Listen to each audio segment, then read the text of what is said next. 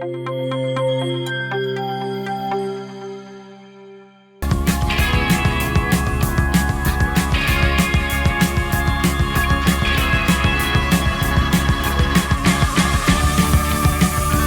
name of the book is Suicide is Preventable, but Not Predictable. Stories of Hope. So important right now. I am so pleased to welcome Bob Skelton to the show. He's in our virtual green room, and he has a story of his own to tell. And boy, he has really dug up some wonderful stories about people moving forward through some really difficult scenarios. Bob, thanks so much for coming on. Well, thank you for having me. I appreciate your doing this and getting the word out there. So let's talk about your life. Everything's going along well. You start a business with a couple of friends, and things are looking great. You have this career where you move through the career. You're in the military, and then, like I said, you end up at the Duke Medical Center, and then you've got this wife, and you're in Florence, South Carolina, and you start to practice your profession. And like I mentioned, you've got this business with a couple of friends. And then what happens? Well, the business did not go quite the way that we had planned. It was supposed to make us a lot of money. It ended up, my two friends said, "Oh, you don't need our help. We want to get out of this thing." So they got out of it and left me holding the bag, and economy went bad, and so lost everything I owned. I had acquired a few things that I could sell, and I sold those, but I still ended up owing $90,000 at 19.5% interest, which is just unbelievable within itself. And so people offered me jobs and different things, and to try to pay this back. The 19.5% interest on I was just making money to pay the interest. It was not anything that no progress could be made. And so the problem I had was I just could not deal with.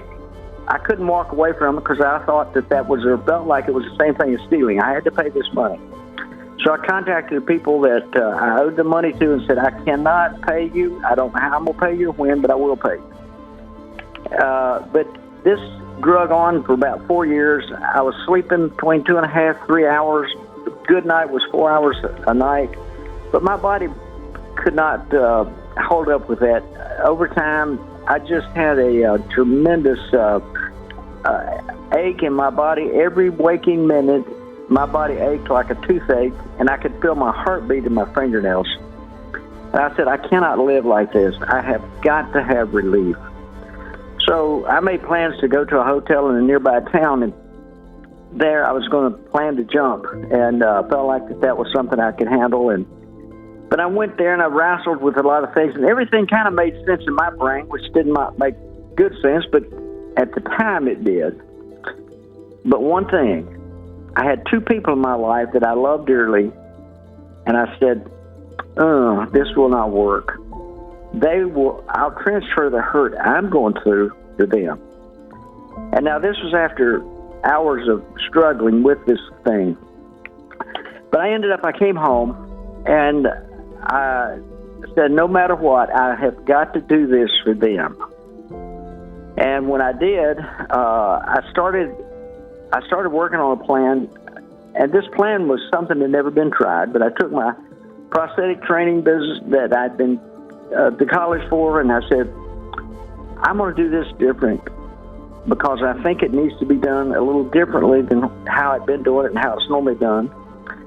And so I partnered myself with some people, and then I started contracting my services out. And what happened was the first year, I had no idea this was going to happen. But I made 4 times more money than I'd ever made since I've been working. And, I mean, that was just kind of a business phenomenon within itself. The next year, it doubled. Wow. Then the next year, it doubled again. Wow. And the next year, it doubled again. 3 times it doubled. And then it didn't double again. It settled down to about 10%, 15%, which was still amazing for a business, a new business. And we were able to, the way we were doing our business, we were doing a lot of travel and out of town and so on. And I wanted to decrease that travel time. I said, and I had a passionate love. I'd gotten my private pilot's license, and so I had a passion to do that so I could incorporate work and the thing I love to do most, and that was flying. And so I bought a single-engine airplane and flew it for a while. Then I started doing a lot of nighttime and instrument stuff, and so I said, well, I need twin-engine airplanes. And so I ended up, over the years, buying three different times, three twin-engine airplanes, which airplanes are kind of like a boat. If you've got a boat, you got a lot of friends. And so I started flying governors and lieutenant governors and physician friends and NASCAR race drivers, that three-time champions, those kind of things. And so it made my life just amazing with the people that I was able to meet and to get to know. Yeah, and wow. So, wow, I got to stop you there because we could go on and on about your story. It's amazing that you went from that hotel room to this incredible success, and now you arrive at writing this book, Suicide is Preventable but Not Predictable, because you walked through that fire. And what do you talk about in the book? What will people expect in the book? Well, obviously, the book is about, a subject that nobody wants to talk about. And so what I had to do was I created in the book, and the first part I talk about the problems that we have and how it is exponentially getting worse every year. And we've got to stop this. It cannot continue to grow. From 2000 to 2020, we had a 30% increase in suicides. So we have to make people aware of the problem, and we've got to do something about it. And then the next section of it, actually, I talk about stories. I tell my story, but I also have other stories of people who have had dealt with this, but were able to overcome it, and how their life was so much different afterwards as it was mine. I had no clue that things were going to change like they did. And then the end of the book, people, I did my own little surveys, and I was giving my hints to people that I'd give them 5 hints, and they did not pick up on one of those hints that I was going to take my life. I said, whoa, people have got to know. And most people say, well, I had no idea. Well, they're missing the signals.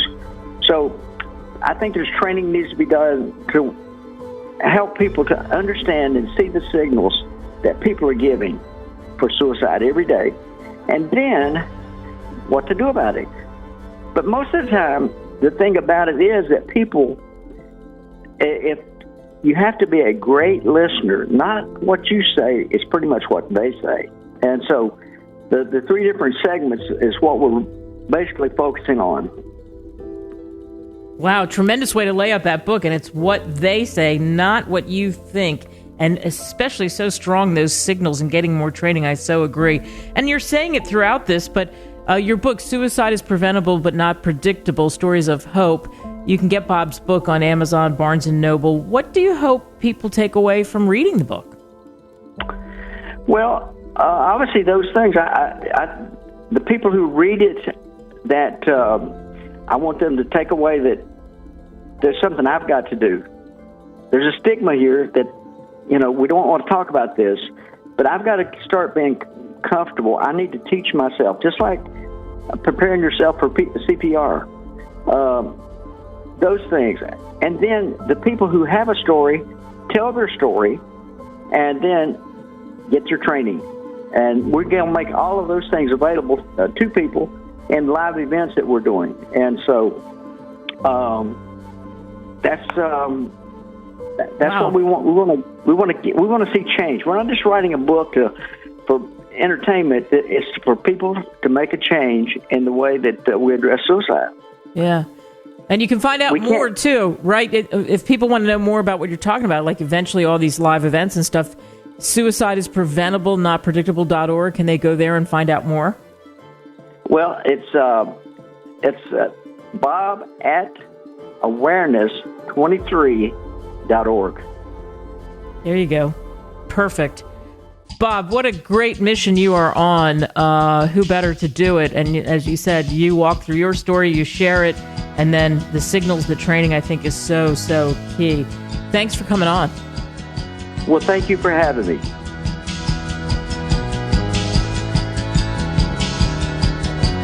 Dream, baby, dream.